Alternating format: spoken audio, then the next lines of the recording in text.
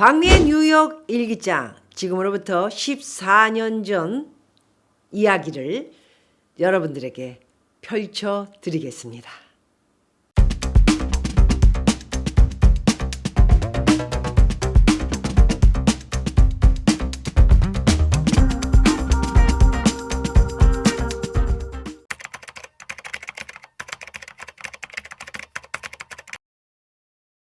박미의 뉴욕 일기장 세 번째, 영어의 비결.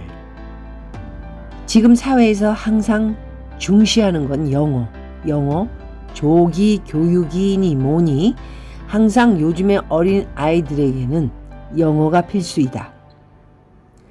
어린 아이들뿐만이 아니라 지금 이 사회를 살아가고 있는 모든 사람들에게 영어는 제2의 국어가 되어가고 있다.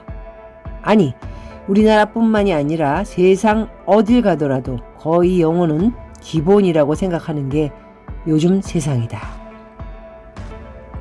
우리나라 사람들은 영어를 잘 못한다. 지금 우리 앞에 외국인이 갑자기 말을 건다면 자연스럽게 대화하기는커녕 당황하기 일쑤이다. 심지어 토익이나 토플 같은 시험에서 고득점을 받은 사람들도 외국인 앞에서 한마디도 못하는 경우가 있다. 우리나라의 영어 교육 방법 자체가 잘못되어 있을 뿐더러 영어를 잘못 배웠기 때문이다. 일단 영어가 공부라는 생각을 버려야 한다. 영어는 공부가 아니다. 그냥 사람들의 언어일 뿐이다. 물론 글을 쓰고 있는 필자도 영어를 잘하는 건 아니다. 그러나 뉴욕에서 생활을 하면서의 자그마한 경험을 줬고자 한다. 미국에 살건 한국에 살건 외국 방송 하나쯤은 나올 것이다. 보통 사람들은 채널을 돌리면서 그냥 거쳐가는 한 방송이라 생각한다. 영어 공부를 하는 사람이건 안 하는 사람이건 외국 방송은 아무리 봐도 알아듣지 못한다. 재미없다. 하지만 계속 봐라. 못 알아들어도 보길 바란다. 그 중에는 자막 기능이 있는 TV가 있는데 절대 자막을 켜두지 마라. 자기 딴에는 영어 공부를 한다고 자막을 켜놓는데 이때 자막을 켜놓으면 한 번 본 자막에 대해서 계속적으로 나오는 말은 들리지도 않고 그 자막을 해석하는데 바쁘다. 말은 그냥 해석하려고 들지 말고 그냥 우리나라 방송이거니 생각하고 멍청이 계속 보기만 하고 들어라. 그렇게 한 달이고 두 달이고 열심히 보기만 해도 영어를 듣는 능력이 자기도 모르게 향상될 것이다. 그리고 주변에 정치, 경제, 사회, 문화, 예술, 종교 등 유심히 보라. 그 나라의 언어로 쓰인 자신이 관심 있는 통사 한 권을 자신만의 교과서로 삼아서 달달 외울 정도면 여러 분야의 단어를 접할 수 있다.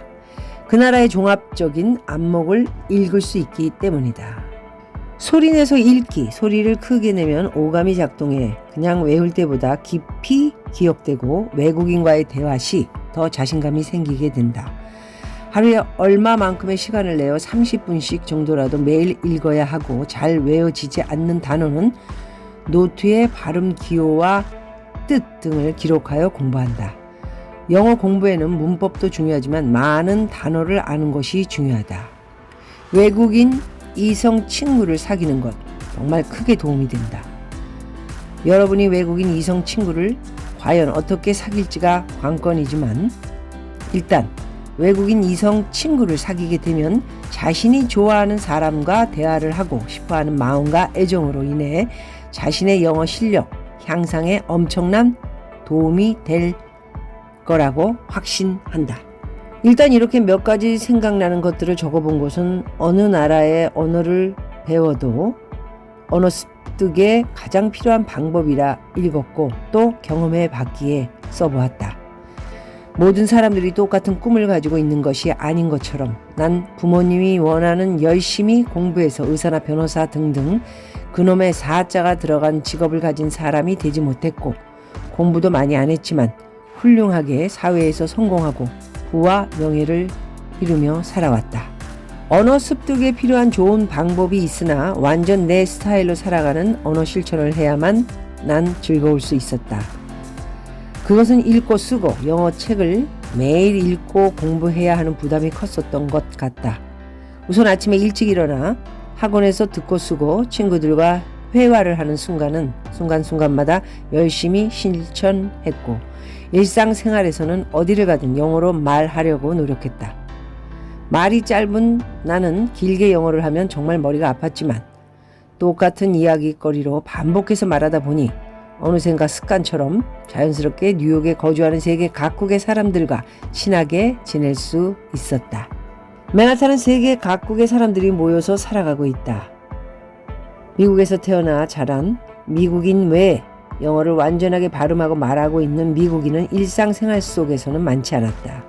우리가 한국에서도 주로 가는 프랜차이즈 가게, 맥도날드, 던킨 도너츠, 버거킹, 서브웨이, 피자헛 등 글로서리 생활용품 가게들에서 일하는 점원들과 대화를 해보면 발음, 문법 맞는 것은 하나도 없다. 무슨 말인지 알아듣지 못할 경우가 많다.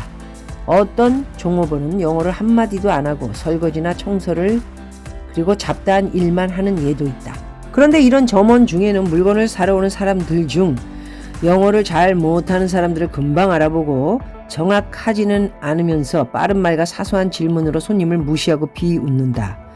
프랜차이즈에서 일하는 점원 중 80%는 스페니쉬다. 특히 점심시간에 길게 늘어선 줄 때문에 맨하탄에서는 짧고도 빠른 질문과 대답으로 점심을 때워야 한다. 예를 들어 커피를 살 경우 시간을 끄는 보통 문법의 구문들은 생략하고 단 한두 마디의 단어들로 이루어진다. 일상생활에서의 생활영어는 중학교 정도의 영어 실력만 있다면 어렵지 않을 것이다. 일상생활 영어는 그렇다 치고 비즈니스나 어떤 분야에 필요한 영어를 할 때는 더욱더 힘든 일들을 겪게 된다. 어렸을 때부터 미국에서 생활하면서 영어를 사용하지 않은 이상 아무리 영어 공부를 열심히 하고 잘한다고 해도 미국인이 알아듣기에는 한국 사람들의 발음에는 한계가 있다. 뉴욕에서는 우리가 생활하면서 접하게 되는 웬만한 사람들은 세계 각국의 사람들이므로 발음이나 문법에 있어서 완전한 미국인들의 영어는 접하기 어렵다. 자신이 영어를 못한다고 생각하고 못 알아듣는 척하며 우물쭈물 대다간 어딜 가서나 무시당하기 일쑤이다. 모두가 영어가 완전하지 않기 때문에 접하게 되는 상대방을 기선 제압을 하여 자신감으로 표현하는 의사 표현이 얼마나 중요한지 난 뉴욕에서 살며 매일매일 느꼈다.